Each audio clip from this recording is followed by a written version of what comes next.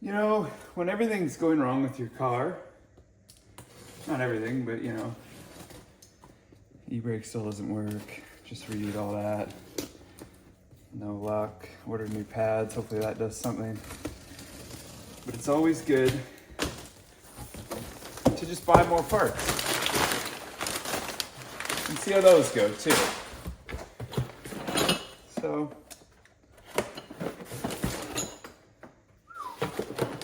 we're gonna see how this goes, but this is kind of an exciting part.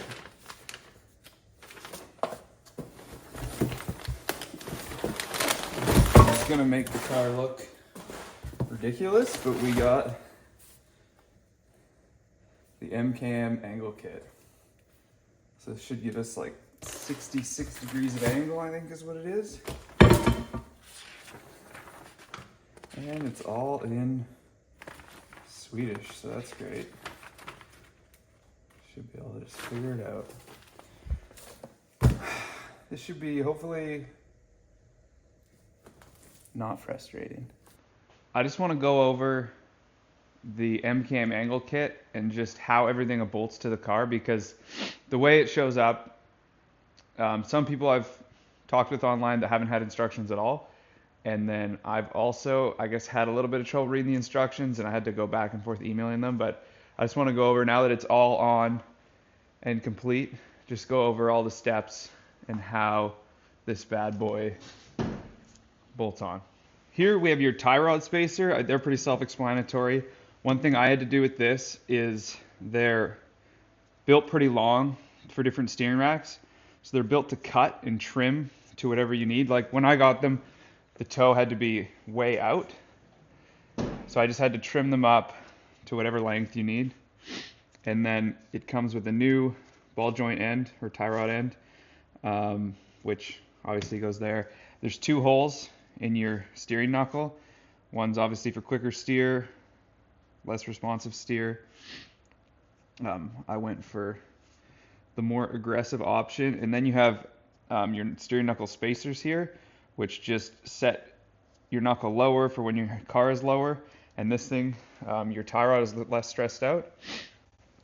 This guy is just for your sway bar end link to attach to, which I don't have installed right now just because I have 17 by 8 inch wheels, and with the steering stop, they're hitting, my wheel would hit the body right here. And then the sway bar comes up like this. So it's about 3/4 of an inch to 1 inch less angle if I were to run it. I'm thinking about throwing it back in just to see how it feels. But for now, I just have it off. On the rear of the kit, this is the part that makes this kit stand out compared to the TXR, is this caster adjustment on the back mount there. This lower control arm, super self-explanatory. Bolts on two locations there. It comes with set washers here. I was 3 washers on each side to sandwich that heim joint in. You might need more or less. It comes with a bunch, so you can do that. And then also what's highly recommended to run with the kit is the steering stop. So it comes with this guy here, which hits this stopper, and these are all slotted and adjustable. So instead of just ramming right into your frame rail, it's just metal on the control arm, which is nice to get all your adjustments dialed in. And then, yeah, let's go up to the top, the important part that was pretty confusing. Here is the, this is the BC Coil top hat, adjustable top hat that I got with these. They come powdered black, super nice. So you remove the top hat, the gold factory top hat from your BC coils, and you bolt it to whatever camber adjustment you want. More camber that way, obviously, less camber this way. The kit pushes the wheel out so far that you kind of want to have an aggressive camber so it even fits in the fender. I had to pull my fender probably 40 mil out and have the max camber, which sits at about, my wheel's sitting at -5 camber, which doesn't look too crazy. But the stance up front is pretty wild with how wide it makes it. And then the last important part we have is these top hats and the direction that they sit in. You want it as back and as far out towards the fender as you can for that caster angle. And that's just for super easy self-steerability. I had them mounted in like an idiot for the first week of driving it. So I had a -10 camber, which was crazy. I'll post a little clip right here.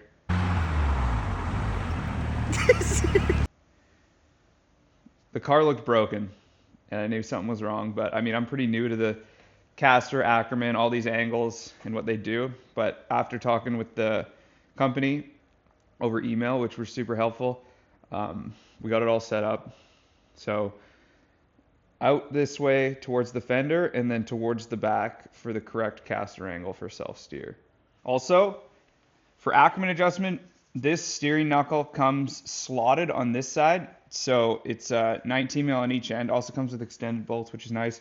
You loosen off this 19 mil, maybe that one a tiny bit, and you can slot this back and forth until you have your desired Ackerman.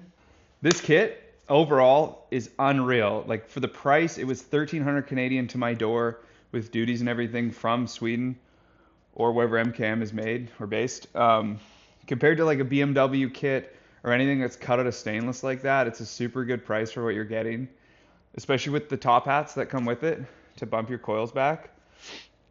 The amount of control and angle you get is insane. Like I didn't think I could have that much control drifting. Like when you're in a pretty harsh angled drift, there's another like couple degrees where you can just totally side bite and slow yourself down. I would recommend it to anybody that's drifting for the cost and how much more angle, more fun, and cooler you're gonna look. Like it's super awesome. So 10 out of 10 on that. I'm gonna throw my sway bar back in and see how much angle I lose. You're supposed to run ideally a 7-inch wide front wheel. These are 8. That's why I would be losing a tiny bit, but the car feels so much better with a sway bar. It's just a lot stiffer up front and less loose. Which, yeah, we'll see. We'll drive it both times and see how it feels different. But for now, I just wanted to go over that because I had a few people asking how to install it because they just didn't even come with instructions or they couldn't translate them correctly. But I'll post some test videos actually driving it soon. Other than that, if you get the kit, that should clear things up, or not. Here's what it's looking like with the sway bar all attached. So yeah, that's that spot I was talking about right there. So I set the stopper just right before